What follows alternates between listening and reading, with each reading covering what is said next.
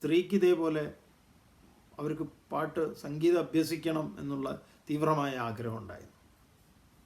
ഭർത്താവിനോട് പറഞ്ഞു. ഭർത്താവ് പറഞ്ഞു കുഴപ്പമൊന്നുമില്ല, ഒരാളെ ഏർപ്പാടാക്കാം നമുക്കെന്ന് പറഞ്ഞു. അങ്ങനെ ഒരു പാട്ടുമാഷ് ഏർപ്പാടാക്കി. പാട്ടുമാഷ് വരും, എന്നിട്ട് ഇവരെ പഠിപ്പിക്കും. അതാണല്ലോ. അപ്പോൾ ആദ്യത്തെ ദിവസം ഭർത്താവ് അവിടെ ഇരുന്നു.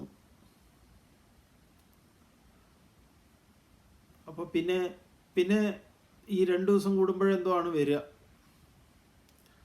അപ്പോൾ പിന്നെ എപ്പോൾ പാട്ടുമാഷ് വരുന്നോ കയറുന്ന സമയത്ത് ഭർത്താവ് പുറത്ത് ഇറങ്ങും. മൂപ്പര് വീട്ടിൽ നിന്ന് പുറത്തിറങ്ങി ആ പടിയുടെ അവിടെ മുറ്റത്തൊക്കെ ഇങ്ങനെ പഠിക്കലൊക്കെ ഉണ്ടാവും, അവിടെ ഉണ്ടാവും.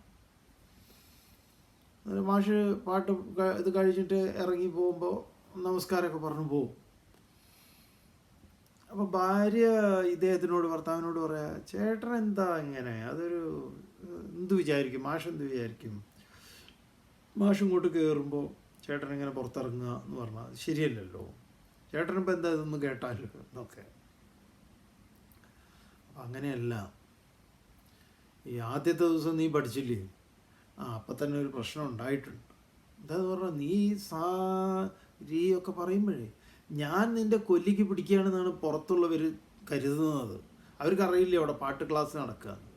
അതുകൊണ്ട് ഞാൻ അങ്ങനെ ആരെങ്കിലും ചോദിച്ചാൽ പറയാൻ വേണ്ടി ഞാൻ പുറത്തിരിക്കുക, അല്ല പാട്ട് പിടിക്കുകയാണെന്ന് പറയാം. മറ്റേ എന്താന്ന് പറഞ്ഞാൽ ആൾക്കാർ കയറി കൂടും. അതുകൊണ്ട് മാത്രമാണ്.